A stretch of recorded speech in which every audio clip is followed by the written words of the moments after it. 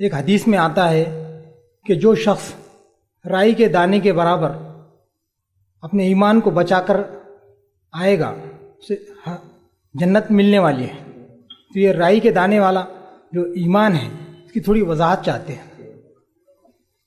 بھائی نے ایک بہت اچھا سوال کیا کہ حدیث میں آتا ہے کہ جنت میں وہ شخص بھی جائیں گا جس کے پاس رائی کے دانے کے برابر ایمان ہو. قیامت سے قرب قیامت کی نشانیوں میں بھی ایسی حدیث میں آپ نے فرمایا کہ کچھ لوگ آئیں گے قیامت سے پہلے، صرف ان کو اتنا پتہ ہوگا لا الہ الا اللہ. صحابہ نے کہا کیا ان کو محمد رسول اللہ نہیں پتہ ہوگا؟ تو آپ نے فرمایا نہیں، ان کو محمد رسول اللہ یہ بھی نہیں پتہ ہوگا. تو کہا پھر لا الہ الا اللہ ان کو کیا فائدہ دے گا؟ تو کہا یہ ان کے لیے نجات کا ذریعہ بن جائے گا. توحید بڑی اہم بات ہے. تو بھائی کا سوال ہے وہ رائی برابر دانے کی حدیث سے جو آ رہی ہے کہ اتنا ایمان ہوگا، اس کا کیا معنی ہے؟ دیکھیے اس کا معنی یہ ہے کہ اس شخص کا ایمان مکمل تھا، اس نے کبھی اللہ کے ساتھ شرک نہیں کیا، لیکن اعمال نہیں کرنے کی وجہ سے وہ رائی کے دانے کے برابر مثال دی جا رہی ہے. اعمال نہیں تھے، توحید پرست تھا، شرک کبھی نہیں کیا، کفر اور شرک پر نہیں مرا، لیکن گناہ گار تھا، جس کی وجہ سے ایمان کو مثال دی جا رہی رائی کے برابر ہے، لیکن مکمل ایمان پر تھا. اعمال غائب تھے، نیک صالح اعمال، جس کی وجہ سے وہ جہنم میں جائیں گا اور جلیں گا. جلنے کے بعد آخر میں ایسے لوگوں کو جو توحید پر تھے وقتاً فوقتاً، جس مثال کے طور پہ ایک آدمی صرف توحید پر اور کوئی عمل نہیں کیا اور ساری زندگی گناہ کیا، توبہ بھی نہیں کیا، جلیں گا، جلنے کے بعد اسے نکالا جائے گا. سمجھ رہا بات کو؟ نکالا جائے گا. تو جو حدیث میں رائی کے دانے کے برابر تذکرہ ہے، محدثین اس کی شرح کرتے ہیں، اس کا معنی ہے اس کا ایمان مکمل ہوگا، شرک نہیں کیا ہوگا، کفر نہیں کیا ہوگا، اور شرک اور کفر موت بھی نہیں آئیں گے، لیکن بہت زیادہ گناہ کیے ہوں گے جس کے سزا بھگتیں گا، سزا بھگتنے کے بعد جنت میں جائیں گا. اور صحیح مسلم کی بہت ساری روایتوں میں یہ بھی آتا ہے جب جہنم سے لوگ نکلیں گے جنت میں جائیں گے تو لوگ انہیں جہنمی جہنمی کہہ کر پکاریں گے. وہ اس لیے پکاریں گے کہ ان کو یاد دلائیں گے اللہ نے فضل کر دیا، اللہ نے فضل کر دیا، جہنم سے آ گئے، جہنم سے آ گئے، جہنم سے آ گئے، اس لیے کہیں گے جہنمی. تو اس پر اللہ کا شکر ادا کریں گے، بس نکل کر ہی آئیں گے، تانے کے طور پر نہیں. اور ایک ندی ہوں گی، جب وہ آئیں گے تو جہنم میں جل کر آئیں گے نا تو کالے ہو جائیں گے.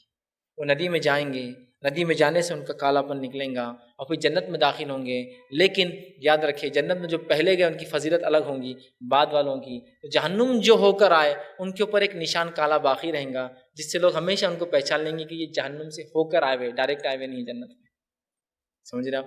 تو بہرحال تو جو بات ہے وہ یہ ہے کہ ایمان پر مکمل تھا، اعمال صالح کی کمی سے اور گناہوں کی وجہ سے اسے رائی کے دانے کے برابر کہا گیا.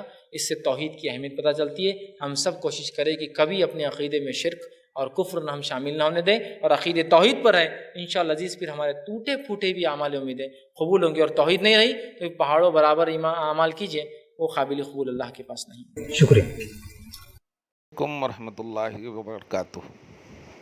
حامدوں و مصلیہ و مسلمہ و بعد. سامعین اور ناظرین، ابھی آپ نے اس کٹ ملے کا کہیں گے، ملے بھی نہیں کہیں گے کیونکہ اس کا تو لباس بھی ویسا نہیں ہے. میں نے اس سینکڑوں ویڈیوز کے ان کے جوابات دیے ہیں، لیکن ابھی آپ ایک خاص کلپ کے تحت یہ ایڈوکیٹ فیض سعید یا سید کیا ہے پتہ نہیں، لیکن علمی شدبت کچھ نہیں ہے.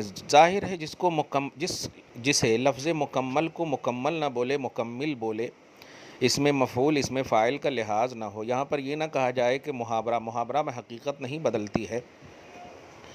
بڑی تکلیف ہوتی ہے جب یہ لوگ ایکسپلینر کے نام سے امت کو گمراہ کرتے ہیں، بہکاتے ہیں. یہ خالص توحید کا درس دے رہا ہے اس کلپ میں کہ لا الہ الا اللہ ہی کافی ہے، محمد رسول اللہ کی ضرورت نہیں ہے. یہ ہے اس کا خلاصہ. جس کے دل میں یعنی جو کوئی صرف لا الہ الا اللہ کہا ہو، اعمال کچھ کیا ہو یا نہ ہو، یہ تو الگ بات. دو بات میں غلطی ہے. ایک تو یہ کہ امت کو بدعمالیوں کا بھی درس دے رہا ہے کہ اگر تم بدعمل بھی رہو لا الہ الا اللہ کہہ دو کافی ہے. میں صرف ایک سوال کرنا چاہتا ہوں کہ امت میں کس نے ایسی تفسیر کی ہے یا کس نے ایسی تشریح کی ہے؟ کسی نے بھی ایسی آج تک تفسیر اور تشریح نہیں کی ہے. اور اللہ پاک نے قرآن پاک میں خود فرمایا کہ ایمان والو ڈرو اللہ سے، سچوں کے ساتھ رہو. صادقین کا لفظ ہے، سچوں کے ساتھ رہو.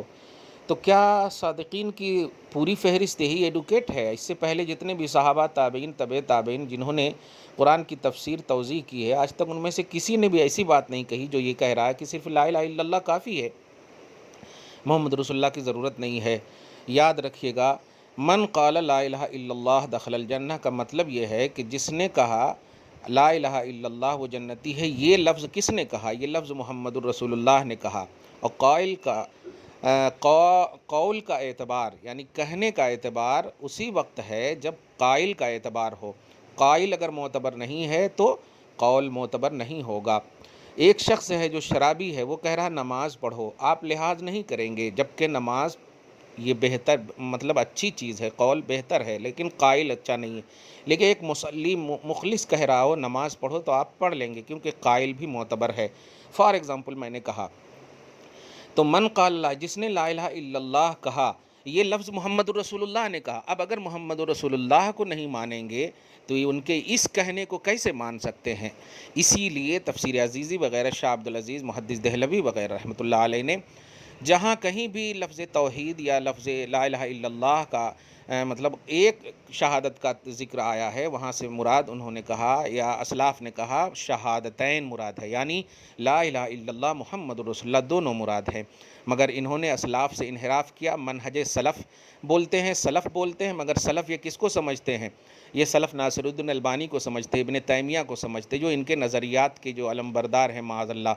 خیر، بس امت کو اس میسج کے ذریعے سے یہی کہنا چاہتا ہوں کہ محمد الرسول اللہ کے بغیر یعنی عقیدہ رسالت کے بغیر توحید معتبر ہی نہیں ہے۔ کیا رسول پاک صلی اللہ علیہ وسلم کے آنے سے پہلے لوگ توحید پرست نہیں تھے؟ یقیناً توحید پرست تھے۔ نبی جب نہیں رہتا ہے تو توحید پرستی معتبر ہے، لیکن نبی جب مبعوث ہو جائے تو بغیر نبوت کے اقرار کے، بغیر رسالت کے اقرار کے توحید بھی معتبر نہیں ہے۔